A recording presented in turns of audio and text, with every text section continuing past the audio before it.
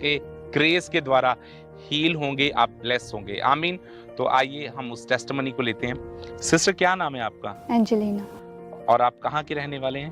प्रज में नडाला और कपूरथला से। डिस्ट्रिक्ट कपूरथला के आप रहने वाले हैं। आपने ये बताया कि 26 अप्रैल 2024 को आपका एक्सीडेंट हुआ था जो बहुत खतरनाक था, और आपने बताया उस एक्सीडेंट में आपके सिर के ऊपर चोट आई थी। जी। तो आप बताएं कि जब आपका एक्सीडेंट हुआ तो आपकी कंडीशन क्या हो चुकी थी और डॉक्टर आपके बारे में क्या बोल रहे थे उस समय? जी ब्रदर जी, मुझे उस टाइम पे तो कुछ भी नहीं पता था क्योंकि मैं अनकॉन्शियस हो चुकी थी। लेकिन जो जितने भी लोग वहाँ पे अवेलेबल थे वो मुझे बता रहे थे कि मेरे सर से इतनी ब्लीडिंग हुई कि मुझे पास के हॉस्पिटल में ले जाया गया। डॉक्टर ने मुझे स्टिच वगैरह लगा के तो वो ब्लीडिंग तो रोकने की कोशिश करी, लेकिन दो हॉस्पिटल में हम गए, उन्होंने टोटली जवाब दे दिया। मतलब जब आपकी कंडीशन इतनी ज़्यादा ख़राब हो चुकी थी, आपने बताया आप अनकॉन्शियस हो चुके थे पूरी तरह से, और आपने बताया जब आपको स्टार्टिंग में 2 बड़े हॉस्पिटल में लेके गए तो उन्होंने पूरी तरह से आपको जवाब दे दिया था कि इनका बचना जो है वो इम्पॉसिबल है। पॉसिबल है। और जब आपको तीसरे हॉस्पिटल में लेके गए, जब उन्होंने आपकी एमआरआई की, तो डॉक्टर ने क्या बताया? आपके टेस्ट में क्या आया उस समय? जी ब्रदर जी, जब मैं तीसरे हॉस्पिटल में गई तो डॉक्टर ने मुझे न्यूरो आईसीयू में एडमिट कर लिया। मेरी सिटी स्कैन हुई तो उसमें उसने मेरे पेरेंट्स को बताया कि इसकी हालत है जो पता नहीं कि बचेगी या नहीं, क्योंकि जवाब दे दिया उन्होंने। जो सर में है ब्लीडिंग की बहुत ज़्यादा क्लॉट हो चुके हैं, तो हम ऑपरेशन करेंगे लेकिन उसमें भी बचने की कोई उम्मीद नहीं है। आपने बताया कि डॉक्टर ने बोल दिया था कि ऑपरेशन के दौरान आपकी मौत भी हो सकती है, आपकी डेथ भी हो सकती है।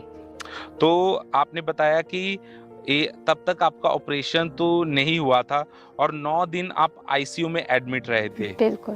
तो जब आप 9 दिन आईसीयू में एडमिट थे तब आपकी कंडीशन कैसी थी? जी ब्रत जी, जब मैं 9 दिन आईसीयू में एडमिट रही तो मेरा खाना पीना, जो मेरी फीडिंग ट्यूब थी वो डाली थी, यूरिन पाइप था, डायपर तक, मैं टोटली बेड पे थी। आप टोटली बेड पे थी, हर तरह के पाइप आपकी बॉडी के साथ अटैच कर दिए गए थे।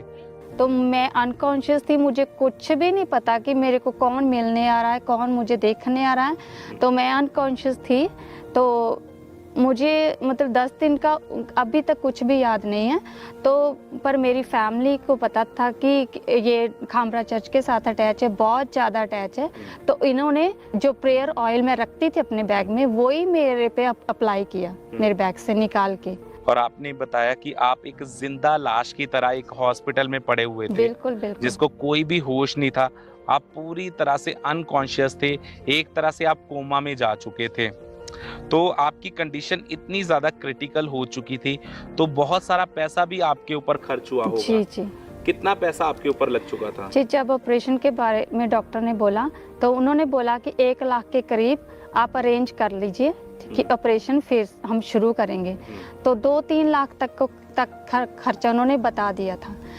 पर मेरे जो पेरेंट्स थे उन्होंने प्रेयर करी, क्योंकि हम क्रिश्चियन फैमिली से हैं और मेरे मम्मी पापा का फेथ है, डॉक्टर जीसस हमारे हैं, वो हमारी बेटी को सेव करेंगे, उनका इसका ट्रीटमेंट करेंगे।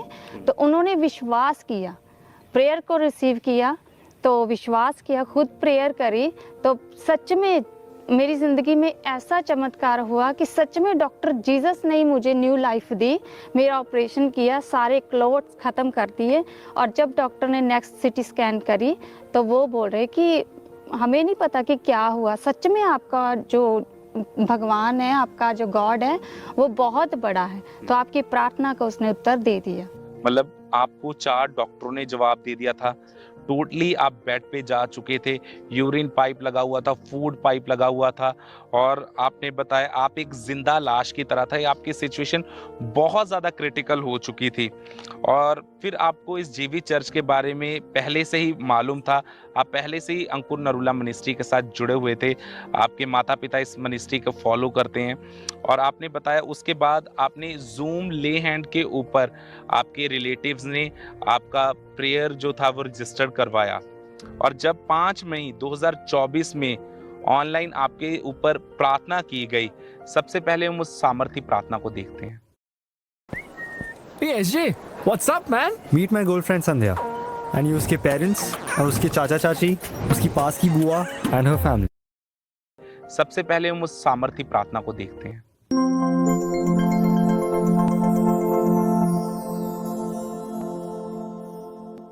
जो लोग ऑनलाइन हैं हॉस्पिटल प्रेयर लाइन में, खुदाबंद का आत्मा आपको टच कर रहा है, वो आपको हील कर रहा है अभी,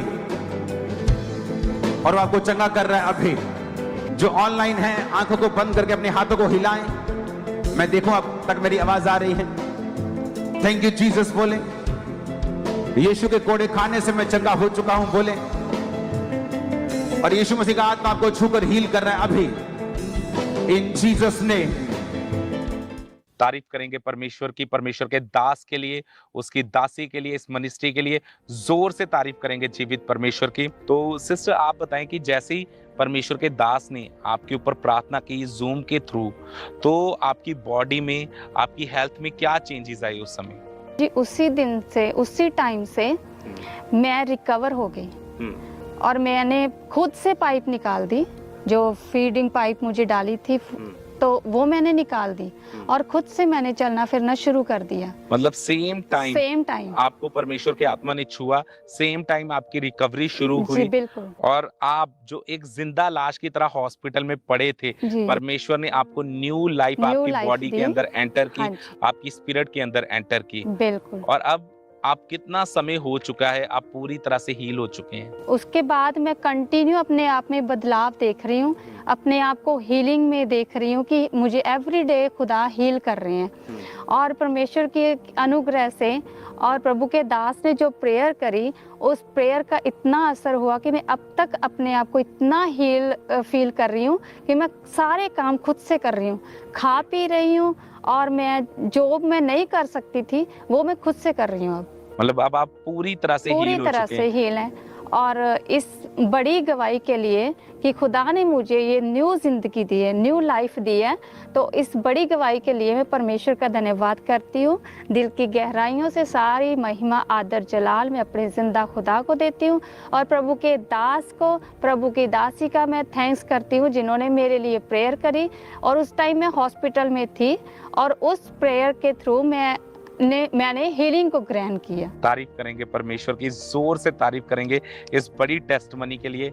सिस्टर अभी भी कई लोग ऐसे हैं जो आपको टीवी के जरिए देख रहे हैं, आपकी टेस्टमनी को सुन रहे हैं, जो हॉस्पिटल में, जिनकी कंडीशन हो सकता है आपके जैसी थी, मतलब जैसी आपकी कंडीशन थी, हो सकता है वो भी इस समय ऐसी कंडीशन में हो सकते हैं, उनके फैमिली मेंबर्स आपको देख रहे हैं, तो आप क्या मैसेज देना चाहते हैं उनको, परमेश्वर के बारे में क्या बताना चाहते हैं? तो मेरा सबके लिए यही मैसेज है, जैसे परमेश्वर ने मुझे डेथ बेड से एक नई लाइफ दी है, मुझे छुड़ाया है, तो मैं लोगों को यही मैसेज देना चाहती हूँ कि जिंदा खुदा सबको जिंदगी देते हैं। तो आप जिंदा चर्च के साथ जुड़िए, जिंदा परमेश्वर को अपने साथ महसूस करिए, अड़े रहिए, खड़े रहिए, और आप अपनी बीमारी को परमेश्वर के साथ आप शेयर कीजिए, परमेश्वर आपको हीलिंग देगी।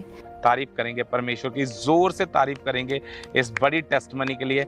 और हमारा बिलीव है अभी भी ऐसे लोग जो हॉस्पिटल में हैं, जो आईसीयू में हैं, आज की प्रार्थना में परमेश्वर का आत्मा आपको छुएगा, आपको ब्लेस करेगा, आपको आजाद करेगा। आमीन। जोर से तारीफ करेंगे जीवित परमेश्वर की।